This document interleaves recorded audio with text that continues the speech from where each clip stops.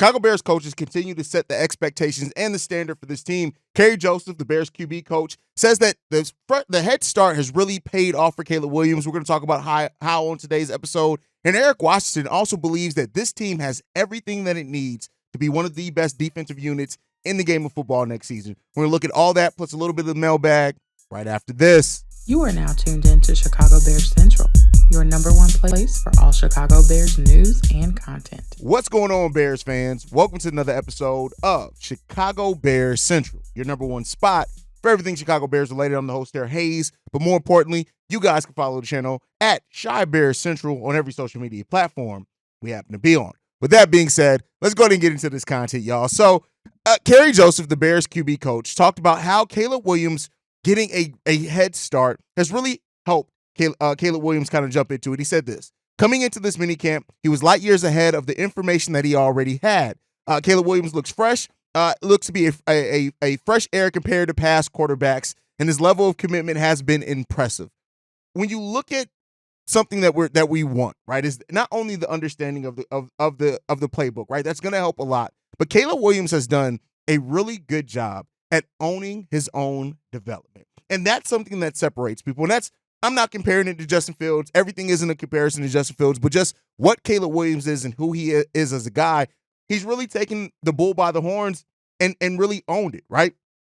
Me, Bobby, and C-Dub talked a lot about how it was important for him to really earn the respect of this locker room, right? Because Justin Fields was liked in this locker room. And so Caleb Williams needs to earn that respect as well. And I think making calls to DJ Moore, doing workouts with him and Rome Odunze, right? Reaching out to Cole Kmet, clearing the air with Jalen Johnson, right? All these things are a big part of a guy who is showing, hey, no, I want to win with you guys. I want to earn your respect. And if you guys trust me, let's go out and win some football games.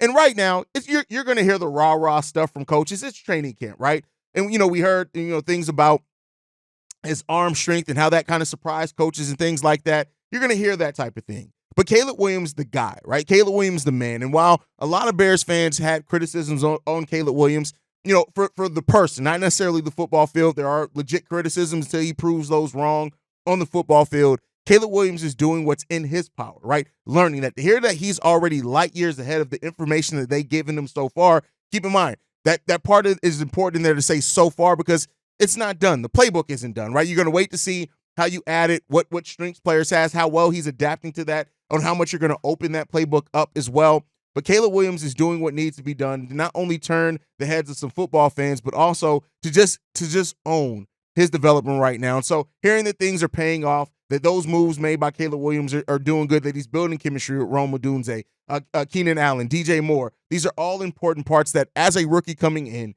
to take advantage of the weapons that this front office is giving you, right, has gotten for you, and to take advantage of the situation that you're in. Caleb Williams is in one of the best situations a number one overall pick is walking into. That doesn't mean it's perfect. That doesn't mean there's not some doubts around it, but it is what it is when it comes down to it. So Caleb Williams is a guy that everybody's looking at and waiting to see, is he going to live up to the hype?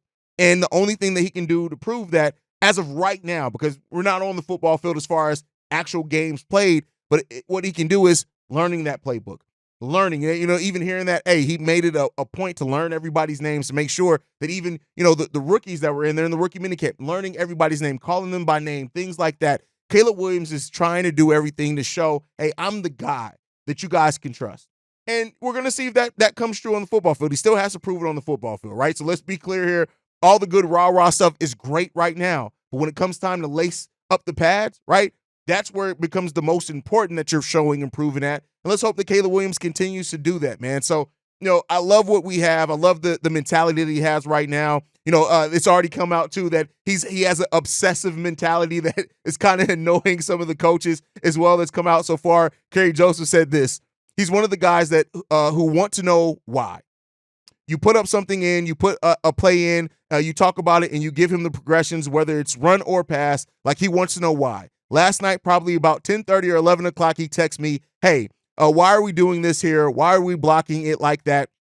Isn't that his guy to block? He just wants to know. He wants to know those answers. So when you have a guy like that, he's hungry for it, and you love to know that because now he becomes a coach on the field for you. Once he gets it and learns the whole system, he'll be a coach on the field now.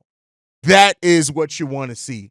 That's what you want to see in here. And hearing that from your QB coach, the fact that he's even up at 11 o'clock at night, right, obsessing over, hey, I just need to understand this. Kind of reminds me of my son. You guys have seen my youngest son come in during live streams and stuff. My youngest son is one of those guys. He has to know the why. Once he understands the why, he'll do it, right? But he has to know the why. That's kind of how his brain works. So, hear that from Caleb Williams is all good things right now. And it doesn't seem like any distractions. People had asked some questions on, is Caleb Williams going to be distracted?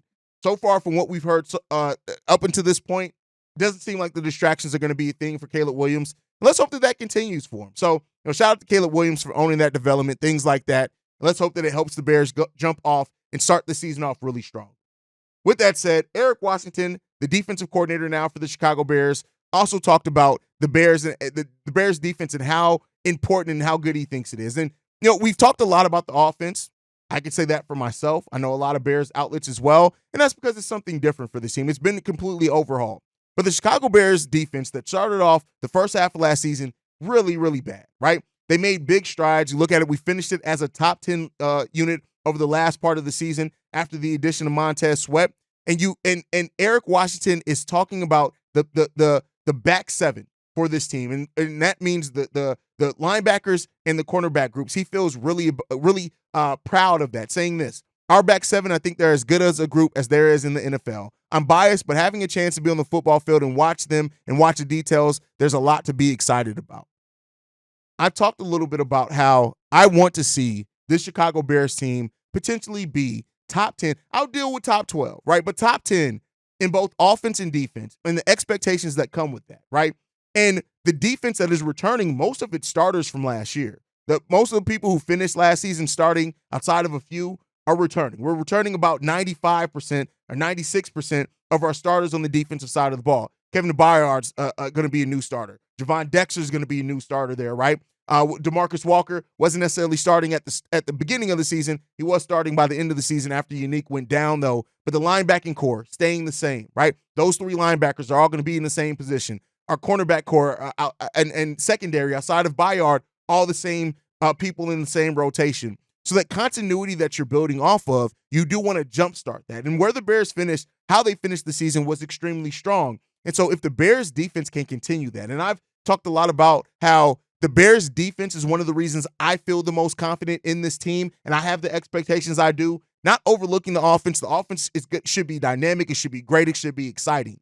But how that defense finished last year for me gives a lot of positivity towards this team fighting and competing for a playoff spot to me. And it's good to hear that Eric Washington coming in the second stint playing, coaching for the Chicago Bears sees that as well and sees that as something that we can build off on, right? And so Eric Washington has also talked about, what he wants to see from like Javon Dexter and Zach Pickens. He says this: I want to see polished fundamentals. I want to see things that I know will allow them to be disruptive and as efficient with their rush fundamentals as possible. While talking footwork, alignment adjustments based on the down and the distance, and we're in an obvious passing situation, it's more awareness and just great coordination of fundamentals that I know are going to give them a chance to really win that particular rep and down. So, a lot of people had wanted to see the Bears go after a 3-tech. Hell, I wanted to see the Bears go after a 3-tech or an edge, but this team and the decisions that they've made have shown now, at least by the lack of movement or whatever, that they are betting on Javon Dexter and Zach Pickens to take big steps for the Chicago Bears team, right? Javon Dexter and Zach Pickens are going from the third and fourth to the number 2 and number 3, right? So they're all moving up, and they're going to play more downs, especially with having a coordinator like Eric Washington in there that is going to, rotate that defensive line a lot, look at those different things. So it's clear that this team, they see Javon Dexter and Zach Pickens as talented players, and they want to see the work ethic. They want to see how they grind. They want to see how they come in after offseason and they develop and things like that. And Eric Washington, do not be surprised if the Bears do end up spending money on whatever at the edge. We talked about some other players that they can go after. It may come down to how confident they are in Javon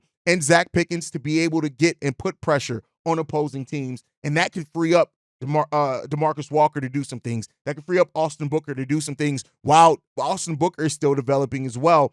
So the confidence in this defense is something that I'm glad to hear, because to me, that's what you're kind of building a foundation of expectation on first. It's where that defense left off. And then you're adding to that the changes to the offensive side of the ball that then you're looking at and saying this could be a really good dynamic team on both sides of the ball. If that front four by the Chicago Bears, right, is able to get consistent pressure and break up the running game, pressure on the QB, break up the running game, can consistently do that, we know that we have the secondary that can take care of things. We know that we have the versatile secondary that you can also rush from that secondary as well. And the linebacking core that we have, another year of continuity, hopefully a year of more consistent health from them as well.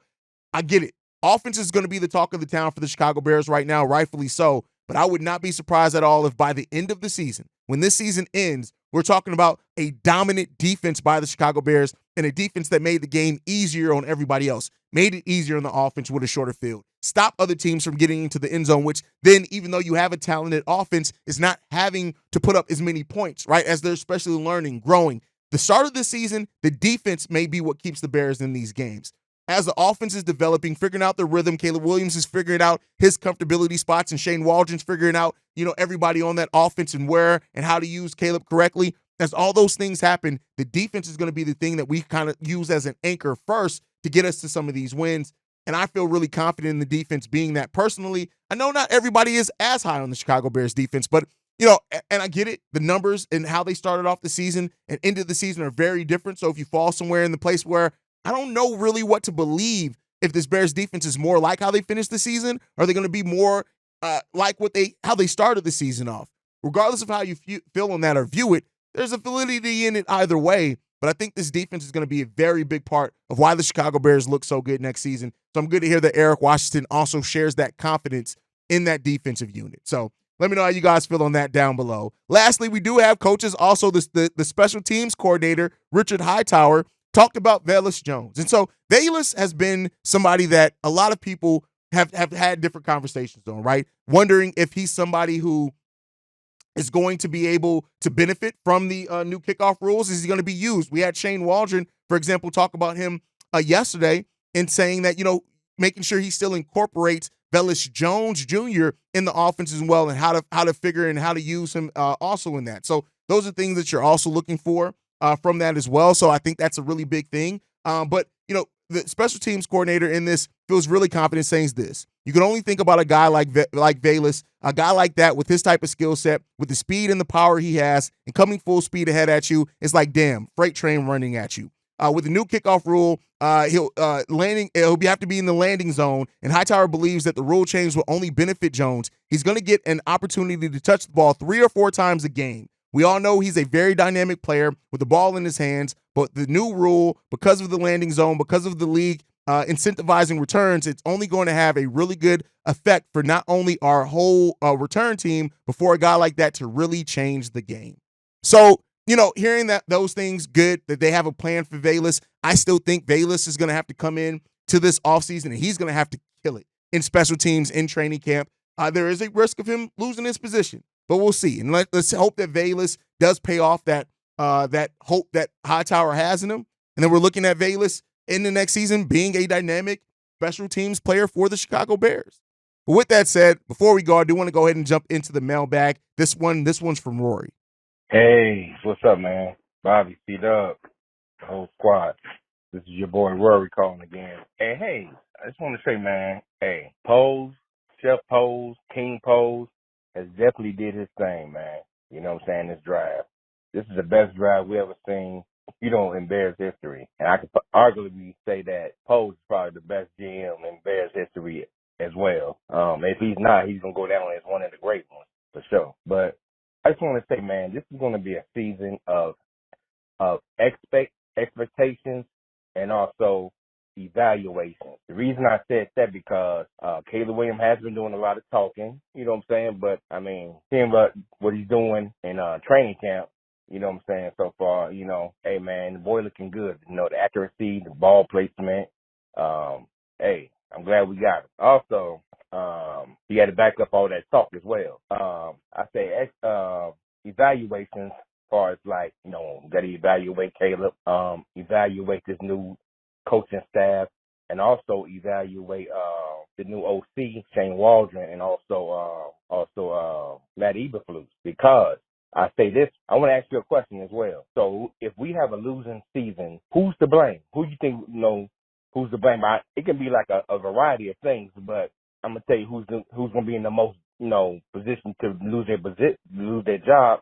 It's going to be Matt Eberflus, and also I think like Shane Waldron, because if you want to sit there and say, oh, the reason why we have a losing season is because of Caleb, ain't nothing's going to happen to Caleb. You know what I'm saying? They're going to have to just tighten up, you know what I'm saying, what they're doing with Caleb, because he's a rookie. There's going to be that learning curve. You know what I'm saying? He's still got a lot to learn as a rookie coming into the pros. So pretty much nothing's going to happen to Caleb. But as far as Matt Eberflus, there's no excuse. As far as Shane Waldron, there's no excuse. You have all the talent in the world. That defense is the top 10 defense. You added all these weapons onto the offense. So there's no reason to be losing. You know what I'm saying? And also with Matt Eberflus as well, conservative shouldn't even be in the Bears vocabulary. Because you remember when we had Lukey Dookie, you know what I'm saying? They'd come out the first half, give you a good first half. Then the second half, they stop playing conservative. There's no reason why we should be playing conservative at all. With all the talent on this team, that word shouldn't even be in our vocabulary. Conservative. I can't say that it's the best draft in Bears history. Like, don't get me wrong. Getting Caleb, getting Rome, it automatically puts it high up there, right? But then you get Austin Booker, you get Kieran, right? You get the best punter in collegiate football. So it's a damn good draft. I think we got to see how it's going to end up working out before we can say that. But I get where you're coming at with that. It was a damn good draft and an exciting draft at that.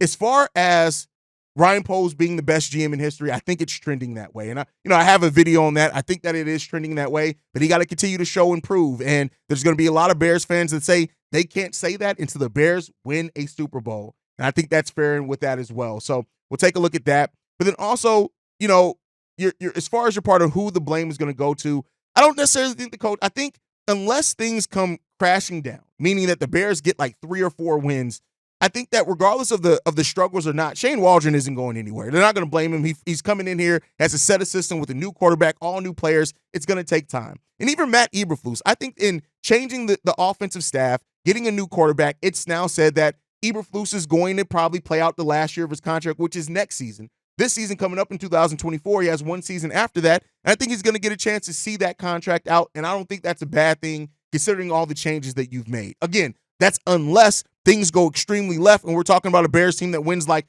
3 to 5 games. All right, heads are going to roll then. I think it's more so going to be Matt Eberflus and Shane Waldron. It really comes down to not just the wins there, but also how do things look. And I think that's an important part in this as well. And we'll see what that ends up coming down to also. But ultimately, I think that this is going to be a really good year, and we're not even going to have to worry about it. Like, I get it in the back of your mind on who, and you say that Caleb isn't going to get some of them. Everybody's going to get the blame. If this team fails with everything that they have here, there's going to be a fair share of blame to go around depending on what happens. Now, that doesn't mean that you're going to cut a coach or trade a player just because of it, but I think the disappointment will be all around this team if this team finds a way to just completely shit the bed this year. So let's hope that that's not the case. Well, guys, thank you so much for tuning in. Make sure you guys are following the show at Shy Bears Central. You can send us any feedback, questions, comments, concerns, ChicagoBearsCentral@gmail.com. And then lastly, if you want to leave a text message and our voicemail for the mailbag, number to do so, 773-270-2799. We are the number one spot for everything Chicago Bears related, thanks to you guys. And like I like to end every episode on, Chi-Town up, but bear down. Love you guys. Peace, y'all. This has been a presentation of the Break Media.